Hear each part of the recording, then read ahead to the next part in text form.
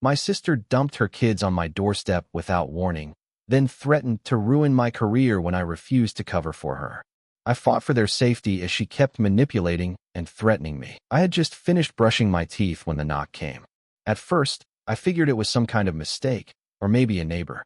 But the knock was persistent, sharp, insistent. I wiped my mouth, tossed the toothbrush on the counter, and walked to the door. When I opened it, I wasn't prepared for what I saw. Ben, my sister Lisa's son, stood there with his younger brother, Ethan, clutching his hand. They looked confused, scared even, like they didn't know what to do with themselves. Ben, the older one, had tears in his eyes, though he wasn't crying. The air between us felt thick with unspoken things. "Jack," Ben asked, his voice small, tentative. "What's going on?"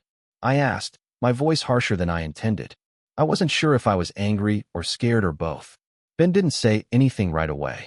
Instead, he handed me a crumpled piece of paper. I took it, and when I unfolded it, my heart stopped for a second. It was from Lisa. A brief note that read, "They're staying with you for a while. Take care of them." That was it. I looked at the kids again. Ben was clutching Ethan's hand, his fingers trembling. Ethan stared at the floor, his face a mix of exhaustion and fear. "Lisa?" I asked, more to myself than them. No response. I blinked, trying to make sense of it all. The last time I saw Lisa, we were yelling at each other across a family dinner table. She'd accused me of being a failure, of never living up to her standards.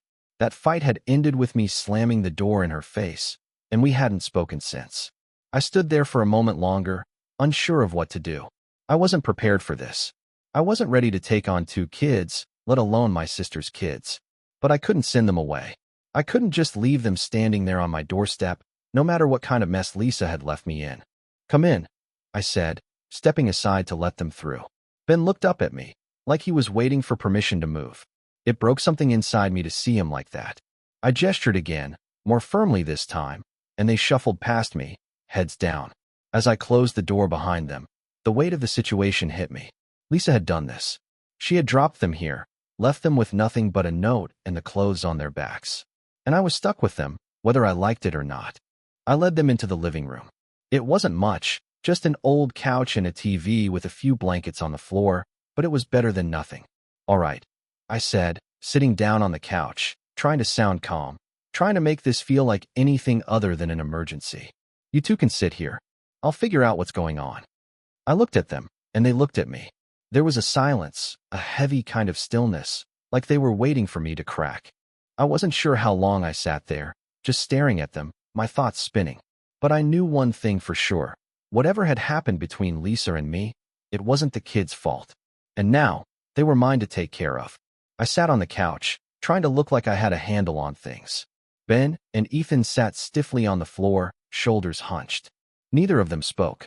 The room felt tight, like the walls were closing in. "All right," I said after a long silence, forcing my voice to stay steady. "You guys hungry?"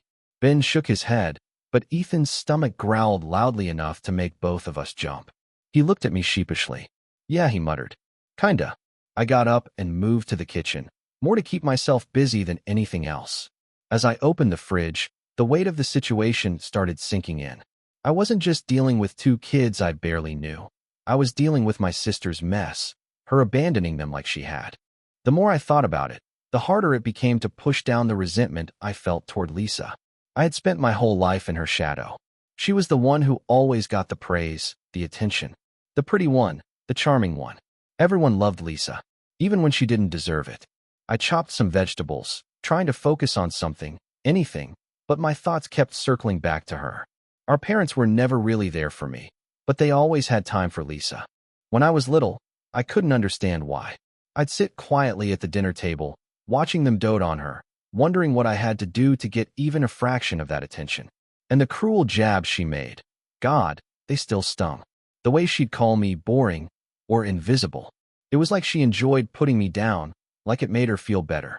Maybe it did. I wasn't sure I ever even knew her. Then there was Kyle, the guy I thought I'd spend forever with. And then Lisa, of all people. She slept with him, behind my back. I remember the day I found out. I walked into the kitchen, and there they were, laughing. My own sister, my first love, laughing together like I didn't exist. Like I was nothing. That was the last straw. I confronted her, and we fought. I didn't even recognize her in that moment. All that sweet, charming shit was gone, replaced by something I couldn't name. I couldn't even bring myself to tell my parents what happened.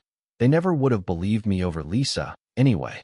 I ran a hand through my hair, the anger still fresh even now. The memory of that betrayal had never left me. It had built up over the years, layer by layer, until it had hardened into something I couldn't shake. It was one of the reasons I had pulled away from the whole family. That night at the dinner table, the fight, the words we threw at each other, had been the breaking point. Lisa and I hadn't spoken since. And now here I was, alone, stuck with her kids.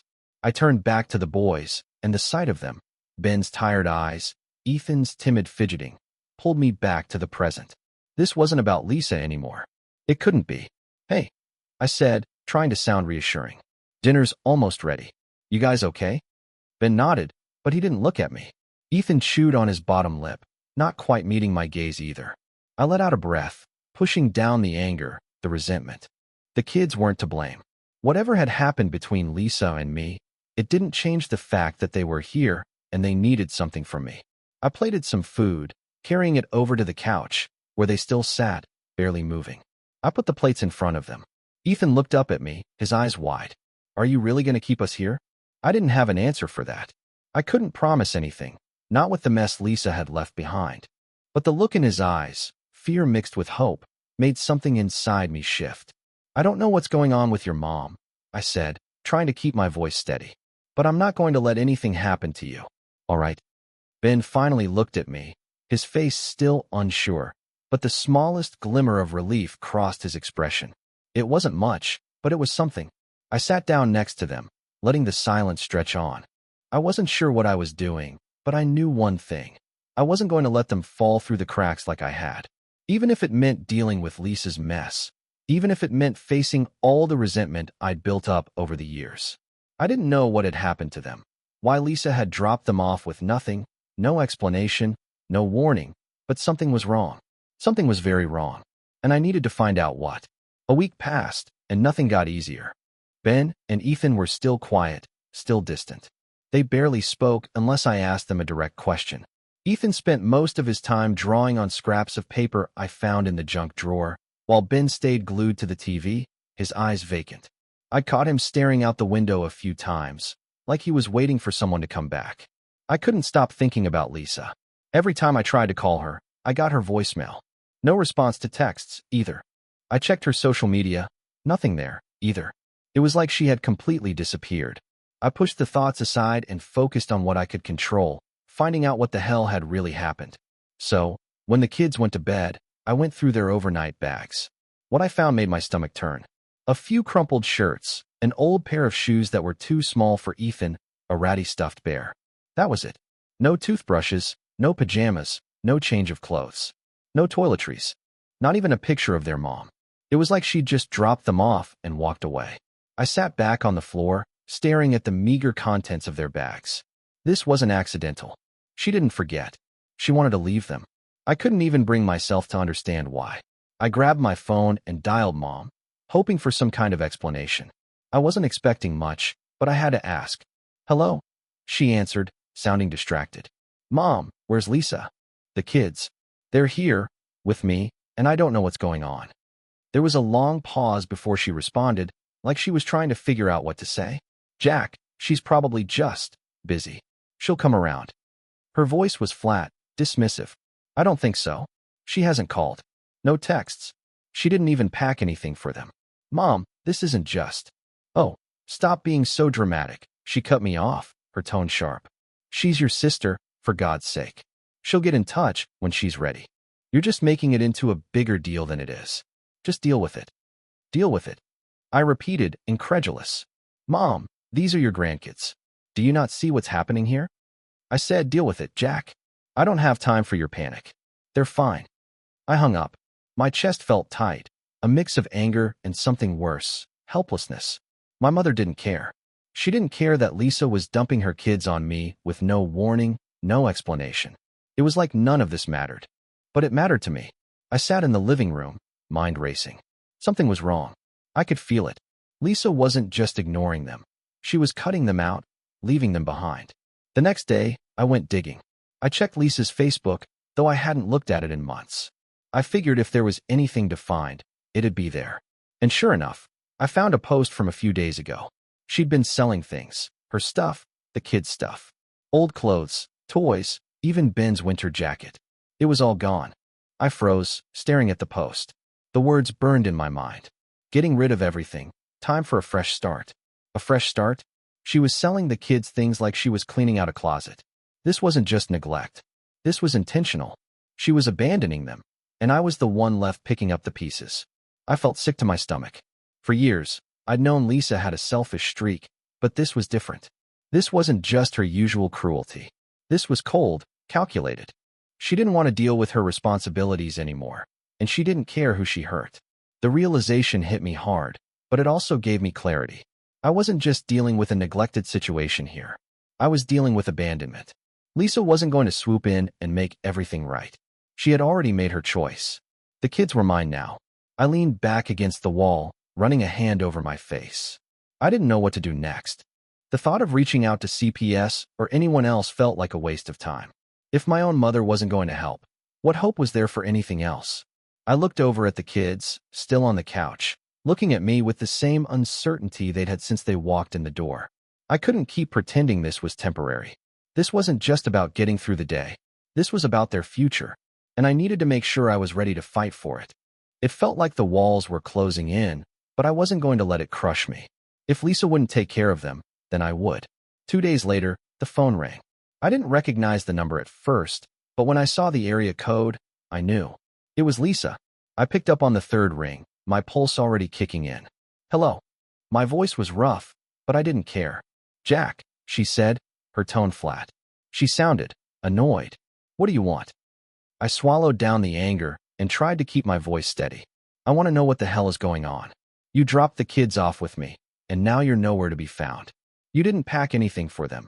No clothes, no toiletries. They barely have anything to sleep in. You didn't even bother to tell me where you've been. She was silent for a moment. I could hear her shifting in her seat, probably doing something more important than having a conversation about her kids. I don't know why you're making such a big deal out of it, she finally said, her voice dripping with indifference. They'll be fine. They're with family. Family. My voice tightened. You're not family. You left them here with nothing. What's going on, Lisa? Are you really just going to abandon your kids like this? She sighed, the sound like a gust of wind. I'm not abandoning them, Jack. You're just the one who has to handle them now. They're your problem. I stared at the phone, my stomach churning. What the hell are you talking about? I've got enough of my own shit to deal with, she said, barely an ounce of emotion in her voice. The kids aren't my responsibility anymore. It's your turn. The words hung in the air like a weight I couldn't shake off. You're really just walking away, aren't you? I pressed, trying to hold on to whatever was left of my composure. No explanation, no apology, nothing. I don't owe you or them anything, Lisa replied, her voice turning sharper, colder. I've got my life to live. It's your turn to pick up the pieces. You should be happy to help. I felt my fists clench at my sides, and I fought to keep my voice steady. I'm going to call CPS if you don't get your shit together. This isn't just about you being a bad mother anymore. You're neglecting them, and I'm not just going to sit here and let that happen. There was a long pause on the other end of the line. When she spoke again, her voice was low and threatening. Go ahead, she said, her tone dripping with a venom I hadn't heard in years. Call CPS, but don't think you'll come out of it unscathed. I frowned, confusion taking over for a second. What are you talking about? I'm talking about your little secret, she said, and I could almost hear the smirk in her voice. You know, that thing you thought no one would ever find out? The one that could cost you your job, your reputation. It'd be a shame if that came to light, wouldn't it? My stomach dropped. I knew exactly what she was talking about. She was referring to the period a few years ago when I'd been out of work and struggling with my mental health. I'd kept it quiet, told no one, and worked hard to get myself back on track. But Lisa, of course, had found out. She'd threatened to tell people then, too, but I thought she'd forgotten about it. Clearly, I was wrong. You wouldn't, I said, though I wasn't sure if I believed it myself.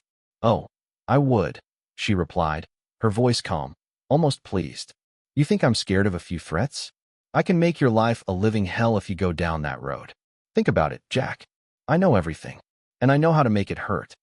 I closed my eyes, trying to steady my breathing. The weight of her words was like a punch to the gut. It wasn't just about her being a terrible mother anymore. She was using my darkest fears to control me, to keep me from doing what was right for her kids. But I couldn't back down. I took a deep breath, forcing myself to stand firm. You don't scare me, Lisa. I'm not letting you get away with this. I'll fight for them, even if it costs me everything. You're not going to make me fold. Her laugh on the other end of the phone was cold and calculating. You'll regret this, Jack. I'm going to make sure of it. And with that, she hung up. I sat there for a long moment, the phone still pressed to my ear. My hand trembled, but I didn't let myself move. I wasn't sure how I was going to fight this. I wasn't sure how I was going to face the fallout from all of this. But one thing was clear, I wasn't backing down. I couldn't. Not for the kids. Not for myself. The fight had just begun. The phone call with Lisa left me feeling cold, like the whole world had tilted sideways. But I couldn't afford to stay frozen. I needed to act. The longer I let her play games, the more damage she'd do to the kids. To me. When Sarah came over that evening, I didn't even need to say much. The look on my face told her everything. Talk to me, she said, sitting down beside me on the couch. I could see the worry in her eyes, the concern, but she wasn't pushing me. Not yet. I let out a long breath, running a hand over my face. She's not backing down, Sarah. She's threatening me. She knows about my past, and she's using it against me. I can't risk losing my job over some bullshit, but I can't let her get away with this either. Sarah didn't hesitate. You can't let her control you. I know it's scary, but you're doing the right thing by fighting for them. The kids need you. I shook my head, frustration bubbling up. I know that, but how am I supposed to handle it all? I'm already trying to juggle work and this. And every time I think I'm making progress, she does something else to screw it up. Her hand landed gently on mine, grounding me. Then gather evidence. Make sure you've got everything you need to back up what she's doing. You can't rely on her to make it easy on you. You have to take control. I felt like I was suffocating, but she was right. I had to take control. I'm recording the next conversation, I said, more to myself than to her. I'll get the proof I need, and then I'll go to the police, or CPS, or whoever. I'll do whatever it takes. Sarah nodded, her eyes steady. Good. Don't let her walk all over you, Jack. You've got this. I spent the next few days obsessively researching child protection laws, trying to find out what my rights were and how to protect the kids without screwing myself over. I wasn't a lawyer, but I couldn't afford to mess this up. I needed to be prepared for the battle I was about to face. The kids were still distant. Ben especially. I couldn't blame him. He was holding it together on the outside, but I could see the cracks. He wasn't as stoic as he pretended to be. Ethan, on the other hand, was glued to my side, always asking if he could help with something. I didn't mind, it kept him distracted. But Ben wasn't so easy to reach. One night, after we'd finished dinner and I was cleaning up, Ben surprised me. I don't think Mom's coming back, he said quietly, staring at his plate. I froze. The words hit harder than I expected. What do you mean? He shrugged, his voice small. She said she was coming back for us, but she hasn't even called. I don't think she wants to. I felt a lump in my throat. Ben, I'm not going anywhere. You don't have to worry about me. I'm not worried about you, he said, his voice suddenly sharper. I'm worried about Ethan. He doesn't get it, but I do. Mom's not coming back, Jack, and I don't know what to do about it. It hit me like a wave. Ben was carrying all of this weight. He was only 9, but it was clear he'd been holding on to this fear for a while. He wasn't just scared about his mom. He was scared about everything. I didn't know what to say. I wasn't sure what I could say, so I just sat beside him, not saying anything. Maybe sometimes you just needed someone to be there. The next morning, I called Lisa again, the phone recording on and ready to capture whatever she said. I had to know for sure if I could prove what I suspected, that she had absolutely no intention of coming back for the kids. When she picked up, she sounded just as detached as usual. What do you want, Jack? I'm done with the games, Lisa, I said, trying to keep my voice calm. I'm taking the kids. You can't just drop them off and disappear. They need you. Need me? You're the one who's getting all dramatic over this, she snapped. They're fine. They'll be fine with you. They'll get over it, just like they always do. I'm done with it. I'm done with them. Lisa, this isn't right. You can't just leave them. They're your responsibility, I said, my voice shaking with the effort to stay calm. You're abandoning them. Abandoning them? Oh, please. You're the one making a mountain out of a molehill. I'm done. And you're the one stuck with them now. If you want to call CPS, go ahead. But don't think you'll get away without paying for it. My heart pounded. You'll regret this. I doubt it, she said, and I could practically hear her smirking. But you're welcome to try. I'm not worried about it, Jack. You should be. She hung up without another word, leaving me staring at the phone, my hands clenched into fists. I knew what I had to do. I couldn't wait any longer. I had to protect these kids, even if it meant fighting Lisa and everything she could throw at me. I wasn't going to let her get away with this. Not now. Not ever. It was time to take action, no matter what it cost me. I found Jessica's number through a lawyer friend of mine. I didn't know much about her, only that she had a reputation for being tough. When I called her, she didn't waste time with pleasantries. Jack, I know why you're calling, she said, her voice sharp, businesslike. You need to move fast. This isn't going to be easy, but I'll help you get emergency guardianship of Ben and Ethan. We'll start the paperwork today. Thanks, I said, relief washing over me. But even then, I knew this wasn't going to be quick or clean. The kids were still adjusting. Ben was quieter than ever, still holding himself back, and Ethan clung to me like I was the only thing that could make sense of everything that was happening. I was doing what I could to keep things steady, but I knew it wouldn't be enough if Lisa came back and tried to fight me on this.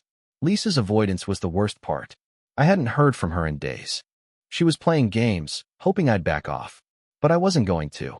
With Jessica on board, I started gathering every scrap of evidence I could. It wasn't hard. I found more posts on Lisa's Facebook, clothes and toys, more items from the kids' lives sold off like they were nothing. I even found a post where she talked about moving away. She didn't give a damn. She was done with them. I began to look into CPS, hoping for some support, but that didn't go as I'd expected. When I called, the first person I spoke to was dismissive, almost like she didn't believe me. We'll send someone over, she said, her tone flat. But we need to look at the situation more closely. We don't act on accusations alone. Accusations? These kids have nothing. I shot back. Lisa hasn't even packed them proper clothes. How much closer do you need to look? She didn't respond to that, just said they'd investigate, and left it at that. It felt like a brick wall. I knew I was fighting an uphill battle, but every time I tried to push, it felt like the system was more interested in technicalities than the kids' immediate safety. Jessica was more optimistic, but she warned me over and over. This was going to be a long, drawn-out process.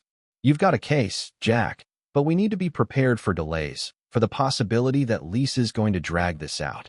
I kept going, though. Every day after work, I'd dig through more paperwork, fill out forms, talk to Jessica, all while trying to keep some semblance of normalcy for Ben and Ethan. It wasn't easy. I was exhausted, and the stress was starting to take its toll. The kids were confused, and I didn't have the answers they needed.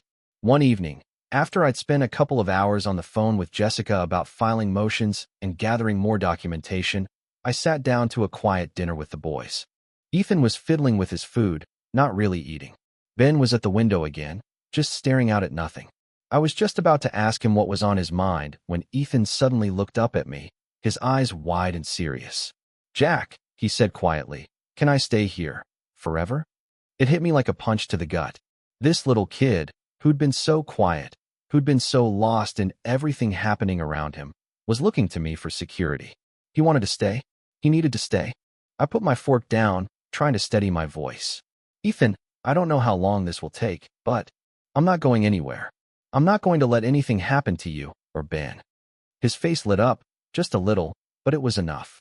Really, really, I said, the words carrying more weight than I'd realized. You're safe here, and I'll make sure that stays true. The room felt heavier, but in a way that was more grounding than suffocating. Ethan had just made my decision for me. I'd been going through the motions for days, trying to figure out what I could do, what I should do. But right then, it was clear. I wasn't going to back down. I didn't care how long it took, how many hoops I had to jump through. I was going to make sure Ben and Ethan were taken care of. I didn't care about the fight with Lisa. I didn't care about the risk to my job, my reputation, or any of the other threats hanging over my head. I looked at Ethan, his small face full of hope, and I knew that no matter how hard this got, I had to keep moving forward. For them. For their future. I couldn't fail them now. I'm not going anywhere. I repeated, this time more to myself than to him. And just like that, the weight of the decision settled on my shoulders. It didn't make things easier, but it made them clearer. I had a mission, and I wasn't going to stop until I saw it through. I'd barely gotten the kids to bed when the knock came. I wasn't expecting anyone. I glanced at the clock, nearly midnight. My stomach dropped. I stood up slowly, trying to breathe through the sudden tightness in my chest. The doorbell rang again, sharp and insistent. I walked toward the door, my hand already reaching for the lock. I didn't want to answer it, but something told me I had to. I had to face whatever was coming. When I opened the door, my heart slammed against my ribs. There stood Lisa, looking unbothered as usual. But this time, she wasn't alone. Her new boyfriend, a guy I'd never seen before, and my mother were standing behind her. All three of them stared at me like I was the one who'd done something wrong. "What's going on?" I asked, my voice clipped. "Why are you here?" Lisa didn't waste any time. "Give us the kids, Jack," she said, her voice cold. "I've had enough of this. They're coming home with me." I blinked, disbelief curling in my stomach. "What do you mean, coming home? You haven't even tried to care for them. You just dropped them off here." She rolled her eyes, like I was the one being unreasonable. "I'm their mother, Jack. It's my right to take them. Now, give them back." I stood my ground, blocking the door with my body. "No, not until you can prove you're fit to take care of them. You've done nothing to show you can. You abandoned them, Lisa." The boyfriend stepped forward then, his eyes narrowing with a mix of anger and something else I couldn't quite read. "Don't make this harder than it needs to be," he growled. "Open the door, or we'll do it for you." I shook my head, refusing to move. "You're not taking them, Lisa. You're not walking in here and acting like everything's fine after what you've done." My mother shifted uncomfortably behind them, but she didn't speak up. She never did. I didn't expect her to. She was always on Lisa's side, no matter what happened. Lisa stepped forward, her voice low. "Jack, I don't care about your little crusade. I'm done. You're not the kid's parent. I am. And if you don't hand them over, I'll make you." Before I could respond, her boyfriend pushed past me. My heart skipped a beat, panic starting to rise. "You need to leave," I said, voice shaking. "You need to get out of here." But he wasn't listening. He shoved me hard, knocking me back into the hallway. I stumbled, but I kept my feet, trying to hold on to some control. The moment I regained my balance, he was in my face, shoving me again, this time harder. The force of it made my head spin. "Get the hell out of my way," he snarled. And that was when I knew things were about to get ugly. I shoved him back, but he didn't budge. He came at me again, fists clenched. I tried to block him, but it all happened too fast. The next thing I knew, he had his hands on me, pushing me back with force, and then I felt a sharp blow to the side of my head. The world spun, and I lost my footing, slamming into the wall. Ben's voice cut through the chaos, full of panic. "Jack, no, please, don't let him take us." I turned, my body shaking, and saw Ben standing at the top of the stairs, eyes wide with terror. Ethan was beside him, clutching his little brother's arm. "Ben, Ethan, stay where you are," I yelled, trying to steady myself, my head still ringing. But the moment my attention wavered, the boyfriend lunged again, knocking me to the ground. I heard Lisa's voice, soft, dismissive. "Get up, Jack. It's over." I couldn't get up. My vision blurred. The pain in my side was sharp, but all I could focus on was Ben, standing frozen in fear. Ethan was crying now, shaking with terror. I forced myself to stand, but it felt like my body didn't belong to me anymore. I grabbed Ben's arm, pulling him toward me, but the boyfriend grabbed me again, this time by the throat. My breath caught, my chest constricting. I struggled against him, but it was useless. He was stronger than me, and there was nothing I could do to stop him. "Jack!" Ben cried, still clutching me, refusing to let go. I gasped for air, my vision going dark. I had to stay conscious. I had to protect them. Finally, the sound of sirens cut through the noise. I was never so relieved to hear police. It was too late, though. As soon as the boyfriend saw the lights outside, he let go of me. I watched helplessly as Lisa and her boyfriend grabbed the kids, rushing toward the door. Ben tried to break free, but the boyfriend yanked him back, and they were gone before I could react. I grabbed my phone, my hands shaking as I dialed 911. My voice was barely a whisper when I spoke to the operator, but I gave them the details I could. By the time the cops arrived, Lisa and her boyfriend were long gone. The house was silent, except for the sound of my labored breathing and Ethan's sobs. Ben was still in shock, his face pale and tear-streaked, but he was trying to be strong for his little brother. I slumped against the wall, my body bruised and aching, feeling like everything I'd fought for had just been ripped away from me. The fight had escalated, and I knew it was just beginning. But I wasn't going to stop. Not now. Not after everything I'd seen, everything I'd fought for. The kids needed me, and I wasn't about to let Lisa win. The next few days were a blur of police reports, phone calls, and paperwork. My head ached, my body throbbed from the blows I'd taken, but I couldn't let it stop me. I gathered every scrap of evidence I had. The recording of Lisa's threats, the post about her selling the kids things, photos of the bruises from the attack, everything. I even filed a police report for assault and abduction. But when I contacted CPS, I couldn't shake the feeling they weren't taking this seriously. Their response was slow, disinterested. They promised an investigation, but kept pushing the timeline further and further. The more I pushed, the more I got the sense they didn't care. They wanted to follow their procedures, check all the right boxes, and that was it. Days passed. Each one felt like a battle that I was losing. And then came the phone call that shattered everything I'd been working for. The kids were back with Lisa. CPS had made their decision. I stared at the phone, feeling the weight of it sink in. Lisa had won, at least for now. I didn't have the words to explain the anger that burned through me. How could they just hand them back to her like that? No questions asked. No real investigation. I tried to focus, to keep going, but the walls felt like they were closing in. There was so much paperwork, so many hoops to jump through, and Lisa's new boyfriend was still out there. He'd threatened me, and now he was back in the picture. I was getting overwhelmed. The toll it was taking on me was becoming impossible to ignore. I hadn't told Sarah yet. I hadn't had the chance. She had been working her own long hours, and I didn't want her to see me like this, exhausted, on the brink. But she could tell something was off. She always did. She showed up at my place later that night, just as I was going through another stack of legal documents, my eyes burning with tiredness. I hadn't slept in days. "Jack," she said softly, sitting down beside me. Her hand landed on top of mine, and for the first time in a while, I let myself relax, even if just for a moment. "I'm losing, Sarah," I whispered. "This whole system, it's failing them. I keep doing everything right, but they still end up back with her, like I'm not even fighting. I'm not enough." She didn't flinch. "You're not losing, Jack. You're fighting. You can't back down now. I know it's hard. I know it's brutal, but you have to push harder. They need you. You can't give up." I shook my head. I don't know if I can keep doing this. Every time I think I've made progress, something else happens, and it just feels like it's slipping through my fingers. Sarah squeezed my hand, her voice steady. "You're not in this alone. You have me. You have the kids. You're not doing this for you, Jack. You're doing it for them. You can't quit now. They're counting on you." Her words were like a lifeline thrown into an ocean I couldn't swim out of. I looked at her, my heart heavy with the weight of everything. But in her eyes, I saw something else, the unwavering belief that I could still do this. I wasn't alone. I closed my eyes, letting her words settle. It wasn't just about the system. It wasn't just about what CPS did or didn't do. It was about the kids, Ben and Ethan, and everything I promised them, that I would be their protector, their stability. I couldn't fail them. I looked at Sarah and nodded. "I'll do whatever it takes. I'm not backing down.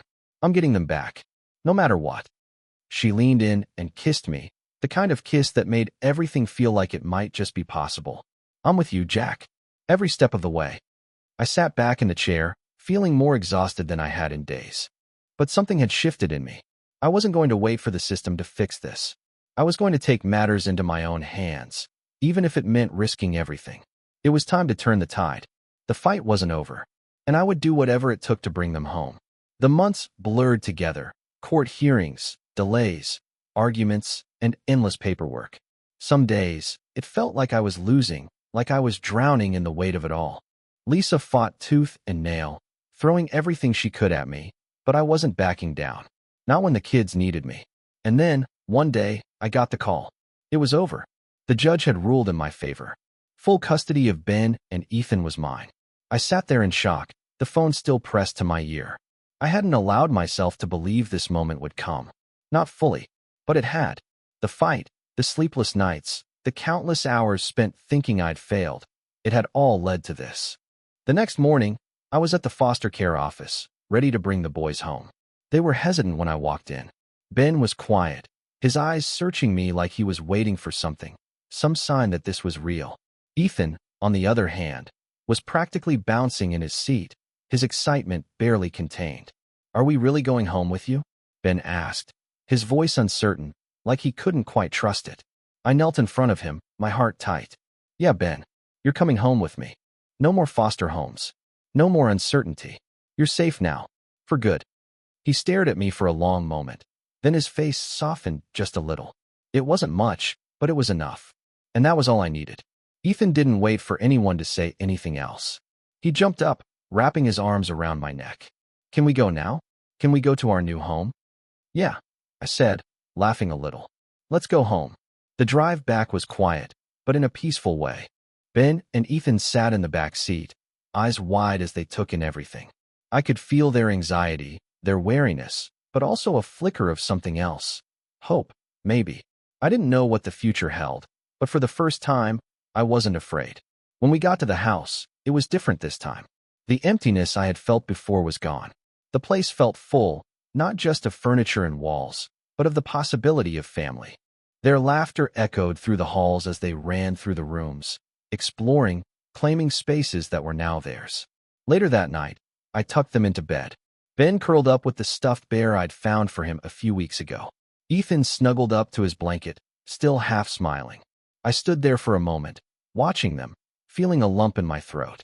"You're safe here," I whispered, the words more for me than for them. "You're home." I shut the door softly behind me, but I didn't leave. I leaned against the hallway wall, my chest tight with emotions I couldn't name. This was it. This was the moment I had been fighting for. I thought back to everything. Growing up, always feeling second to Lisa, always the quiet one, always overlooked. But now I was the protector. I was the one who could give these boys the love and stability they deserved. Sarah came up behind me, slipping her hand into mine. We stood there together, listening to the sounds of the boys settling into their new life. "You did it," she said quietly. "They're home." I nodded, still trying to wrap my head around it. "Yeah, we did." She squeezed my hand. "You're not alone in this, Jack. We're in this together." I turned to her, feeling a weight lift off my shoulders. "I won't let them down. Not ever." She smiled, her eyes soft. "I know you won't." And as I stood there, watching the house fill with the kind of life I never thought was possible, I knew one thing for sure. This wasn't just the end of a fight. It was the beginning of a new chapter. For me, for Ben, for Ethan, for all of us.